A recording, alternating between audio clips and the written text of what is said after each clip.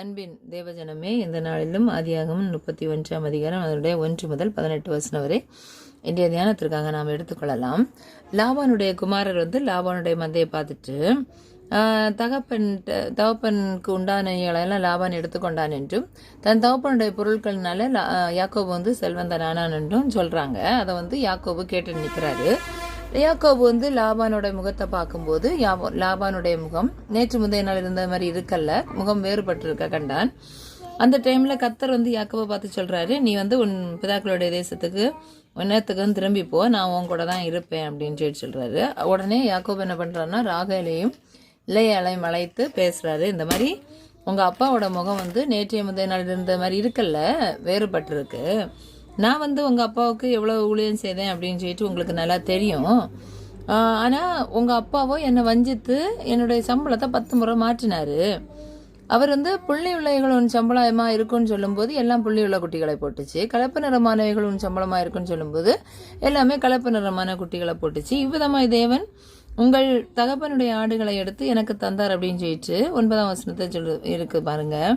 அடுத்து தேவதூரன் இன்னும் சொல்றாரு, தேவதூரன் ஒருவர் என்கிட்ட தோன்றி, நீ கண்களை ஏறெடுத்து பாரு, எல்லா ஆடுகளும் கலப்பு நிறமும் புள்ளியும் வரியும் உள்ள குட்டிகளை போடுறது ஏறெடுத்து பார், லாபான் உனக்கு செய்தது நான் கண்டேன். நீ தூணுக்கு அபிஷேகம் செய்து பெத்தேல்ல ஒரு பொருத்தனை பண்ணாயே, அங்க உனக்கு தரிசனமான தேவன் தான் நானு. இப்பொழுது நீ எழுந்து இந்த தேசத்தை விட்டு புறப்பட்டு உன் நிலத்தால் இருக்கிற தேசத்துக்கு திரும்பி போ அப்படின்னு சொல்லிட்டு சொல்றாரு.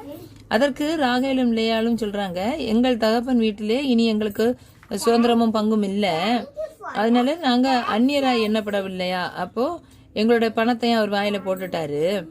நீங்க தேவன் உங்களுக்கு என்ன சொன்னாரோ அதன்படி செய்யுங்க அப்படின்னு சொல்லிட்டு 2 பேரும் சொல்றாங்க. உடனே யாக்கோபு என்ன பண்றான்னா தன் பிள்ளைகளையும் தன் மனைவிகளையும் ஒட்டகங்கள் மீது ஏற்றி தன் பதான் அராமிலே சம்பாதித்த மிருக ஜீவன்களாகிய மந்தைகள் அனைத்தையும் தன் பொருட்கள் எல்லாவற்றையும் எடுத்துக்கொண்டு கானான் தேசத்தில் இருக்கிற தன் தகப்பனாகிய ஈசாக்கின் இடத்தில் போக புறப்பட்டான். பாருங்கள்,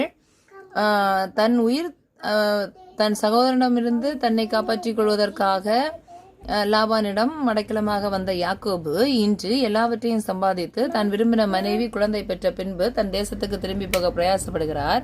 கடவுளும் அவர் சத்தத்துக்கு இசைந்து அங்க போவதற்கு கொடுக்கிறார். ஆனாலும் இத்தனை வருட காலமாக தான் பத்திரமாக வாழ்ந்து வந்த லாபானிடம் சொல்லாமல் இவர் கிளம்பி போகிறார். பாருங்க, இது சரியான காரியமா என்று சொன்னால் இல்லை. அடைக்கலம் தந்தவர்களிடம் சொல்லாமல் போவது அது சரியானதாக இருக்காது.